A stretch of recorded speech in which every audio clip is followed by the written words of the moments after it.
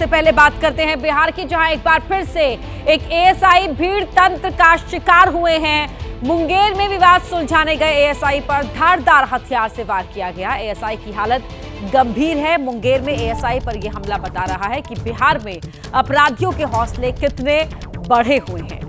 मुंगेर जिले के मुस्सिल थाना क्षेत्र में तैनात एएसआई पर जानलेवा हमला हुआ है। एएसआई संतोष सिंह पुलिस की 112 सेवा में तैनात थे। शुक्रवार की शाम दो पक्षों में मारपीट की खबर के बाद मौके पर पहुंचे थे।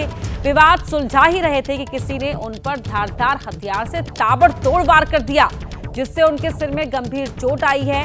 हालत गंभीर होने की वजह से एएसआई को बेहतर इलाज के लिए पटना लाया गया। अभी तक एएसआई पर हमले के आरोपी को अरेस्ट नहीं किया गया है। बता दें कि 2 दिन पहले ही अपराधी को पकड़ने गई पुलिस की टीम पर अररिया में हमला हुआ था। अब एक बार फिर एएसआई पर हुआ ये जानलेवा हमला लॉ एंड ऑर्डर को लेकर गंभीर सवाल खड़े कर रहा है। दो पक्षों का विवाद सुलझाने के दौरान यह हमला किया गया। गंभीर हालत में संतोष सिंह को पटना रेफर कर दिया गया। धारदार हथियार से उनके सिर पर प्रहार किया गया था। प्रहार करने वाला अब तक गिरफ्तार नहीं हो पाया है।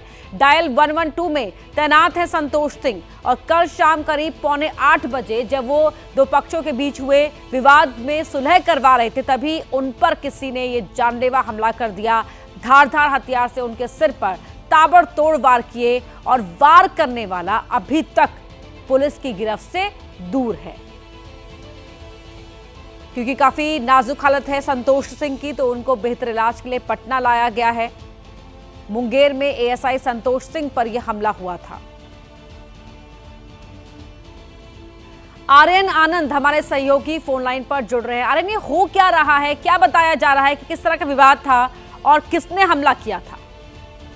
देखिए, निश्चित तौर पर जो लोग सुरक्षा दे रहे हैं वो खुद सुरक्षित नहीं है बिहार में। अररिया की घटना हो या फिर बीती रात जो मुंगेर में हुई, जिस तरीके से एएसआई पहुंचे मौके वारदात पर, ये साफ बताता है कि अपराधियों में अब प्रशासन का भी खौफ नहीं है। दो पक्षों के बीच विवाद हुआ और ये विवाद निजी चीज को लेकर था, जिसके बाद एएसआई ने मामले को शांत कराने की कोशिश की। 112 की जो पुलिसिंग है उससे तुरंत कहीं पे भी पहुंचना है। और बिहार में बात की जाए तो कहा जाता है कि जब 112 पे आप कॉल करेंगे तो आपको 10 मिनट के अंदर आपके पास पुलिस पहुंचेगी और आपको सुरक्षा दी जाएगी। लेकिन 10 मिनट में पुलिस अगर पहुंच रही है तो अब पुलिस वालों पर ही हमला हो जा रहा है। दो पक्षों के बीच का ये मामला था, जहां एएसआई पहुंचे संतोष सिंह, तो वो जब मामले को शांत कराने लगे तो धारदार हथियार से जिस तरीके से इनके ऊपर ताबड़तोड़ लोगों ने हमला किया है, ये दर्शाता है बिहार में मनोबल जो अपराधियों का है वो बढ़ा हुआ है और पुलिस प्रशासन को लेकर इनके मन में जो खौफ होना चाहिए था वो नहीं है। और देखिए, अररिया में तो हत्या ही कर दी गई। भले ही कहा जाए कि वो हार्ट अटैक है, लेकिन जिस तरीके की तस्वीर मुंगेर से निकलकर सामने आई, अपराधियों को जब पुलिस ने पकड़ लिया उसके बाद हाथापाई हुई थी और उस दौरान मूर्छित होकर वहां के एएसआई गिर गए थे।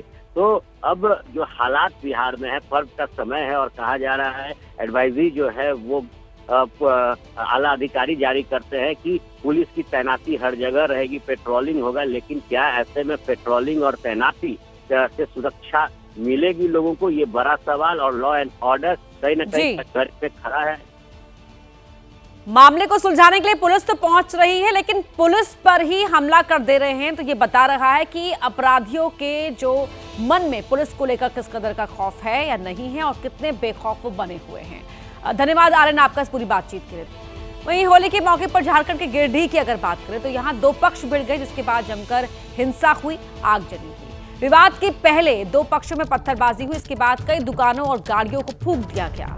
गिरिडीह जिले के घोड़थंबा इलाके में होली पर जुलूस के दौरान ये हिंसा हुई। जब तक खबर लगती और पुलिस पहुंचती तब तक ये इलाका हिंसा की आग में झुलस चुका था। पुलिस अब आरोपियों की पहचान करने में जुट गई है। गनीमत ये रही कि इस हिंसा में किसी की जान नहीं गई। पूरे इलाके में भारी पुलिस बल तैनात कर दिया गया है। तस्वीरों में आप देख सकते हैं किस तरह से यहाँ पर सामान को फेंक कर आग के हवाले किया जा रहा है। दुकानों में आग लगा दी गई और होली के जुलूस के दौरान ये पथराव यहाँ पर देखने को मिला है।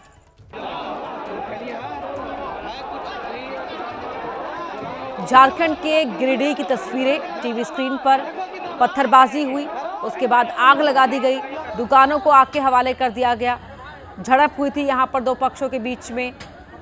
गनीमत ये बात की है कि जान किसी की नहीं गई, सामान का नुकसान काफ़ी हुआ, माल का नुकसान हुआ है, लेकिन किसी की जान नहीं गई।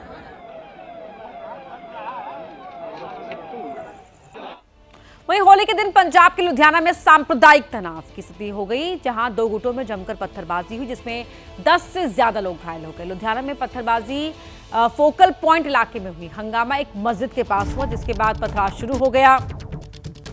पूरी घटना वहां लगे सीसीटीवी में रिकॉर्ड हो गई। हिंसा की खबर मिलने के बाद पुलिस बल मौके पर पहुंचा और हालात को संभाला। तनाव के बाद इलाके में भारी संख्या में पुलिस बल तैनात कर दिया गया है। पुलिस ने दावा किया है कि हंगामा करने वाले बाहर से आए मजदूर हैं, उनमें से 2 की गिरफ्तारी हो गई है। तो पंजाब का लुधियाना, जहां एक मस्जिद के बाहर ये हंगामा हो गया। देखिए, बाहर से पत्थर फेंके जा रहे हैं और लुधियाना को सुलगाने की साजिश किसने की? 2 मजदूरों की बात कही जा रही है जो बाहर से आए हुए हैं लुधियाना में काम करने के लिए, उन्हें अरेस्ट कर लिया गया है। ਇਹਦੇ ਵਿੱਚ ਇੱਕ ਤਰਫ ਜਿਹੜੇ ਪ੍ਰਵਾਸੀ ਜਿਹੜੇ ਰਹਿੰਦੇ ਹੈਗੇ ਨਾ, ਉਹਨਾਂ ਦੇ ਵਿੱਚੋਂ ਕਈਆਂ ਨੇ ਅੱਜ ਹੋਲੀ ਦਾ ਮਾਹੌਲ ਸੀਗਾ, ਸਾਰਿਆਂ ਨੇ ਖਾਧੀ ਪੀਤੀ ਹੋਈ ਸੀਗੀ, ਸ਼ਰਾਬ ਪੀਤੀ ਹੋਈ ਸੀ। ਉਹਨਾਂ ਵਿੱਚੋਂ ਕਈ ਬੰਦਿਆਂ ਨੇ ਆਪਸ ਵਿੱਚ ਤਕਰਾਰ ਕਰਕੇ ਜਿਹੜੀ ਹੈਗੀ ਆ ਉਹ ਹੋਈ ਆ, ਆਪਣੀ ਇੱਥੇ ਜਿਹੜੀ ਹੈਗੀ ਆ ਪੱਥਰਬਾਜ਼ੀ ਆਪਸ ਦੇ ਵਿੱਚ ਕੀਤੀ ਹੈਗੀ। ਉਹਨੂੰ ਸਿਚੁਏਸ਼ਨ ਕੰਟਰੋਲ ਕਰਨ ਲਈ ਪੁਲਿਸ ਹਾਜ਼ਰ ਹੈਗੀ ਆ। ਐਸੀ ਕੋਈ ਗੱਲਬਾਤ ਨਹੀਂ ਹੈ, ਕ੍ਰਿਮੀਨਲ ਵਾਲੀ ਕੋਈ ਗੱਲ ਨਹੀਂ हैगी। और अब आपको सुनवाते हैं कि पथराव और बवाल के बाद दोनों ही पक्षों का क्या कहना है। सब अपने मगन में थे सर। इनकी सेफ्टी के लिए हमने उनको यहाँ से गली गली हम मस्जिद तक सबको पहुँचाए हैं, इनकी सेफ्टी के लिए कि ऐसा कुछ माहौल खराब ना हो, हमारे एरिया का हमारा भाईचारा खराब ना हो।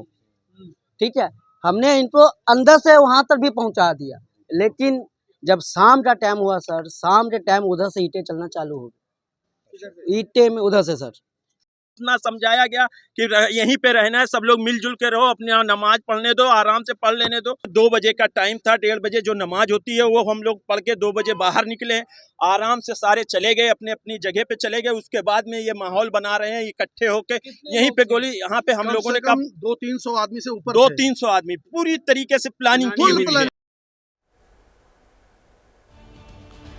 तो लुधियाना में बवाल क्या हुआ, क्यों हुआ? मामूली झगड़े के बाद पथराव होने लगा, कुछ लोगों को डिटेन किया गया है। मस्जिद के पास ये पथराव किया गया। फोकल पॉइंट इलाके में बवाल देखने को मिला। अभी फिलहाल हालात काबू में हैं। तनाव के बाद यहां पर भारी पुलिस बल तैनात कर दिया गया है। 2 लोग गिरफ्तार किए गए हैं, जो 2 लोग बाहर के बताए जा रहे हैं, जो लुधियाना में काम करने आए हुए हैं।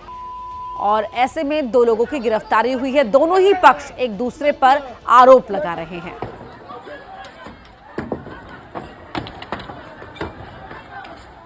नहीं बचेंगे ये लोग।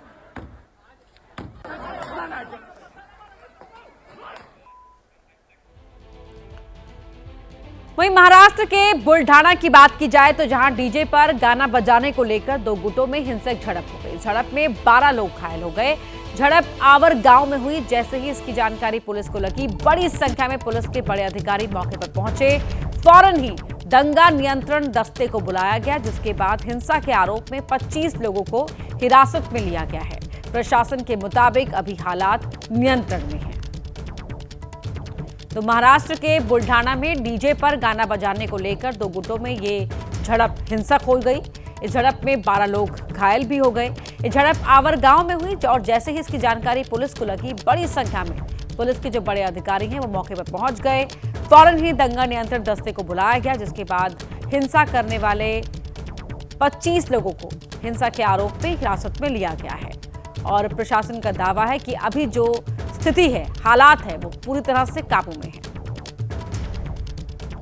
तो महाराष्ट्र के बुलढाना में भी ये स्थिति उत्पन्न हो गई।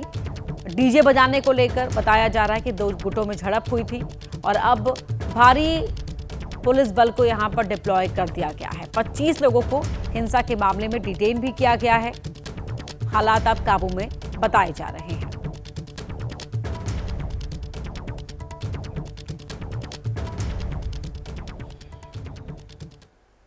वहीं पश्चिम बंगाल की अगर बात करें तो वहां उत्तर 24 परगना में होली के दौरान हुई झड़प में टीएमसी से जुड़े एक युवक की हत्या कर दी गई। आकाश चौधरी उर्फ अमर को टीटागढ़ में घर के पास दोस्तों के साथ होली मनाते समय 3 से 4 युवकों ने घेर लिया।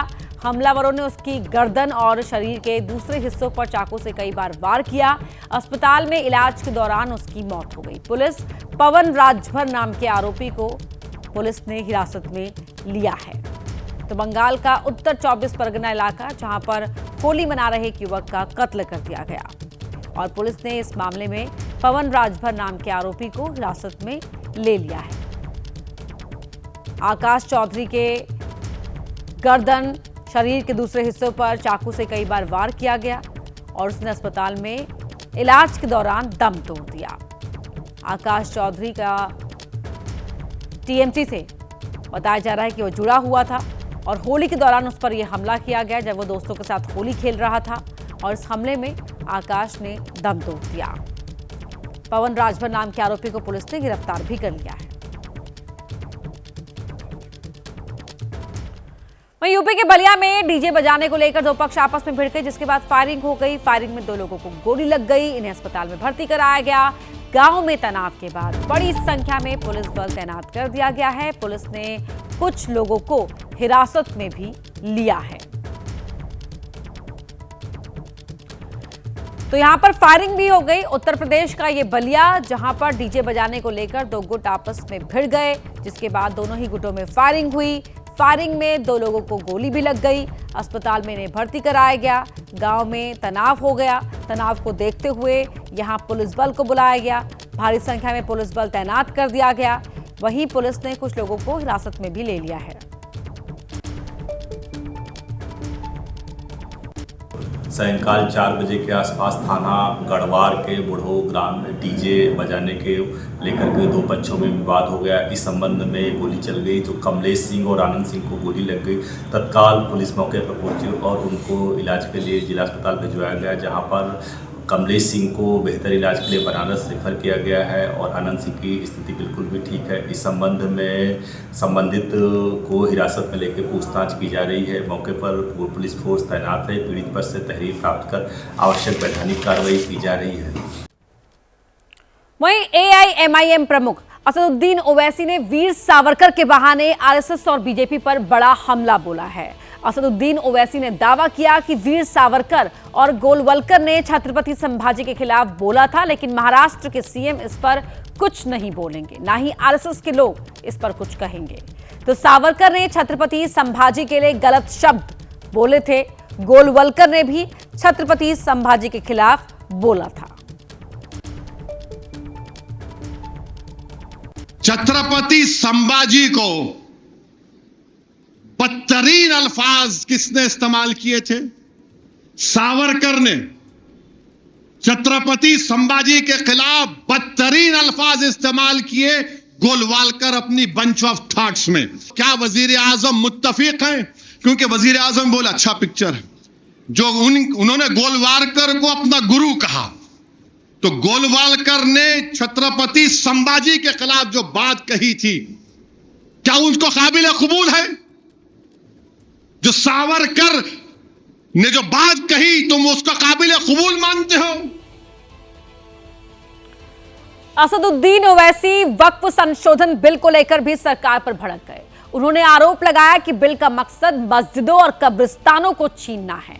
उन्होंने दावा किया कि बीजेपी और आरएसएस चाहती हैं कि मुसलमानों की मजहबी शिनाख्त खत्म कर दी जाए।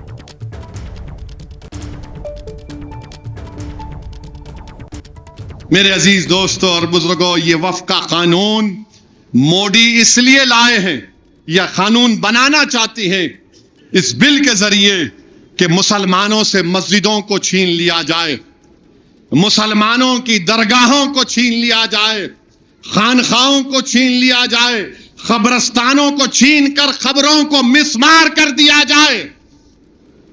यह इनका मकसद है।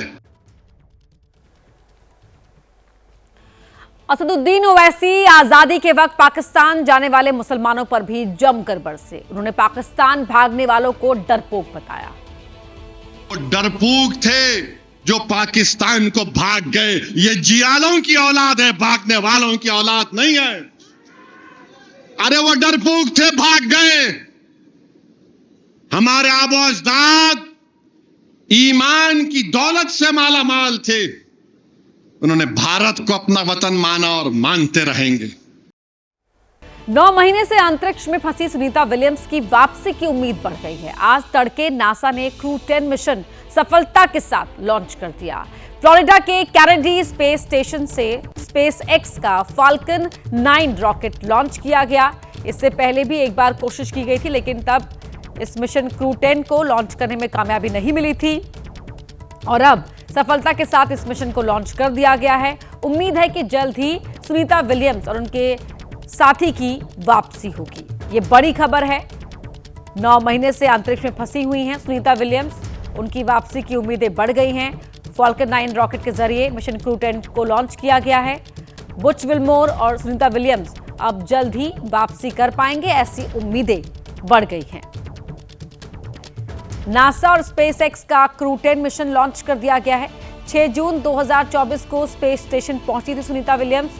13 जून 2024 को उन्हें वापस आना था, लेकिन स्पेसक्राफ्ट में खराबी आ गई और धरती पर उनकी वापसी इस वजह से संभव नहीं हो पाई। तकरीबन 9 महीने से वो वहां फंसी हुई हैं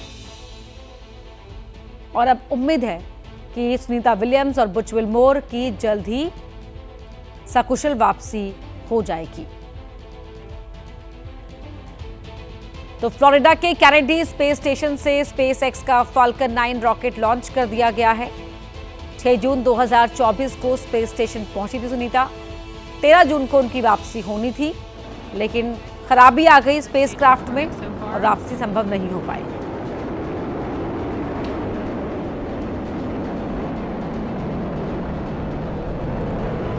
और अब मिशन क्रू 10 सफलता के साथ लॉन्च कर दिया गया है। ऐसे में अब हर कोई उम्मीद कर रहा है कि जल्द ही बुच विल्मोर और सुनीता विलियम्स वापस लौट आएंगे। 9 महीने से अंतरिक्ष में फंसी हुई हैं सुनीता विलियम्स। वहां तमाम तरह की चुनौतियों के बीच लगातार अपने हौसले को बनाए हुए हैं। उनके तमाम वीडियोस भी वहाँ सामने आते रहते हैं, जिसमें वो वहाँ का स्ट्रगल, वहाँ की चुनौतियाँ, उन सबको बताती हैं और कैसे वो चुनौतियों से पार पा रही हैं, उनका जिक्र भी करती हैं।